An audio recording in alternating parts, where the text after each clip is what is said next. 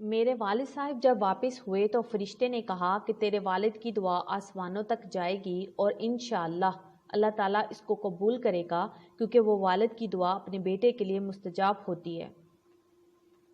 میں نے تمنا کی کہ کاش میرے والد میری قبر پر زیادہ دیر کے لیے ٹھہرتے اور دعا مزید لمبی کرتے، کیونکہ ان کی دعا کی وجہ سے مجھے کافی آرام ملا۔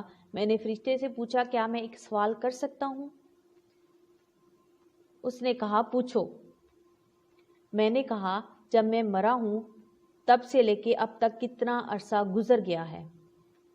اس نے کہا، جب سے تمہاری وفات ہوئی ہے آج تیسرا دن ہے اور اس وقت ظہر کا وقت ہے۔ میں نے حیرانگی سے کہا، 3 دن اور اتنے سارے معاملات اور واقعات اور یہ قبر کی تاریکی جبکہ باہر دنیا روشن ہے۔ فرشتے نے کہا، تمہارے سامنے بہت لمبا سفر ہے، اللہ اسے تمہارے لیے آسان کر دے۔ میں اپنے آپ کو قابو نہ کر سکا اور رونے لگا اور ایسا رویا کہ مجھے یاد نہیں پڑتا کہ میں کبھی زندگی میں اتنا رویا ہوں۔ میں نے دل میں سوچا کہ اتنا خطرناک سفر اور دنیا میں میری اس قدر اس سفر کے لیے غفلت۔ فرشتے نے جاتے وقت بتا دیا کہ قبر میں موجودہ روشنی تیرے والد کی دعا کی وجہ سے ہے اور یہ اسی طرح رہے گی جب تک اللہ چاہے۔ مجھے پتہ چلا کہ والد کا آنا میرے لیے باعث رحمت ہے۔ میں نے تمنا کی کہ کاش میرے ابو میری آواز سن لیں اور میں انہیں بتا دوں کہ ابو میرے قرضوں کی ادائیگی کر دیں، میری طرف سے صدقے کر دیں، اللہ کے واسطے میرے لیے دعا کریں، لیکن کون ہے جو انہیں بتا دے؟ میں نے محسوس کیا بعض اوقات میرے جسم کی گرمی کم ہو جاتی تھی لیکن اچانک پھر سے بڑھ جاتی تھی۔ میں نے اندازہ لگایا کہ اس کا تعلق میرے حق میں لوگوں کی دعائیں ہیں۔ اچانک میری قبر میں پھر وہی روشنی آئی جو اس سے پہلے میں دیکھ چکا تھا، یعنی سورہ ملک کی۔ سورہ ملک نے کہا، تمہارے لیے 2 خوشخبریاں ہیں۔ میں نے اشتیاق کے ساتھ فوراً کہا، کیا ہیں؟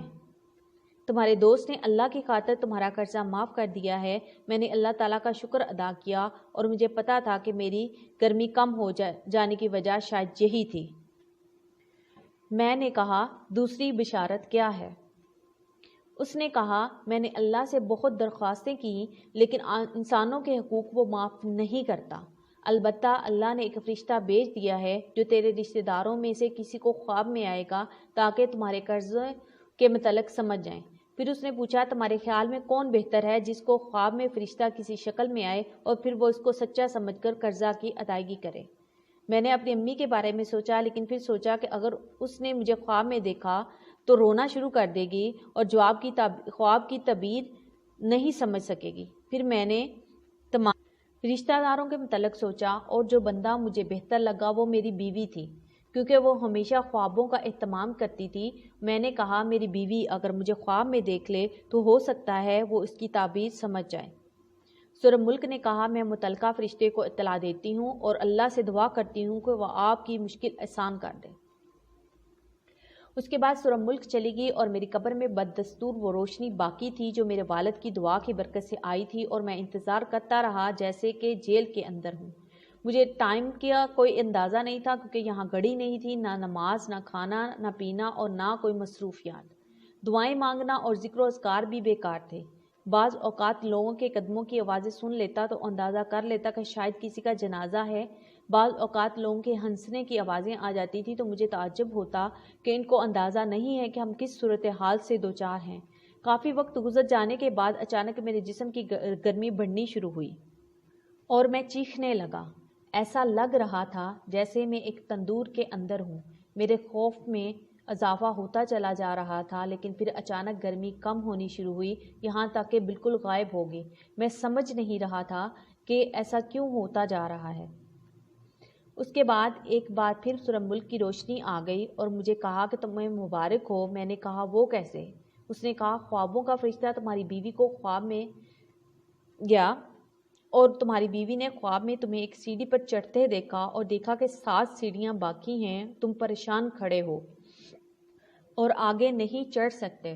پھر وہ فجر کی نماز سے پہلے اٹھی، تمہیں یاد کیا اور تمہاری یاد میں روئی، اور صبح ہوتے ہی ایک عورت سے رابطہ کیا جو خوابوں کی تعبیر بتاتی تھی اور اسے اپنا خواب سنایا۔ اس عورت نے کہا، اے بیٹی، تمہاری شوہر قبر میں تکلیف میں مبتلا ہے کیونکہ اس پر کسی کا 1700 ریال قرض ہے۔ تیری بیوی نے پوچھا کس کا قرض ہے اور ہم کیسے ادا کریں؟ اس نے کہا مجھے نہیں معلوم، اس بارے میں علماء سے معلوم کرو۔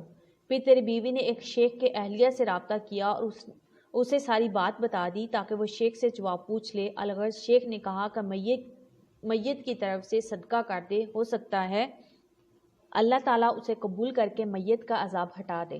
تیری بیوی کے پاس سونا تھا جس کی قیمت 4000 ریال تھی، اس نے وہ سونا تیرے والد کو دیا اور تیرے والد نے اس کے ساتھ کچھ رقم مزید لگا کر صدقہ کر دیا، اور یوں تیرا مسئلہ حل ہو گیا۔ میں نے کہا الحمدللہ، مجھے اس وقت کوئی تکلیف نہیں ہے اور یہ سب کچھ اللہ تعالیٰ کے فضل اور تیرے تعاون سے ہوا۔ سورہ ملک نے کہا اب اعمال والے فرشتے تمہارے پاس آ جائیں گے۔ میں نے پوچھا کیا اس کے بعد بھی میرے لیے کوئی خطرہ ہے؟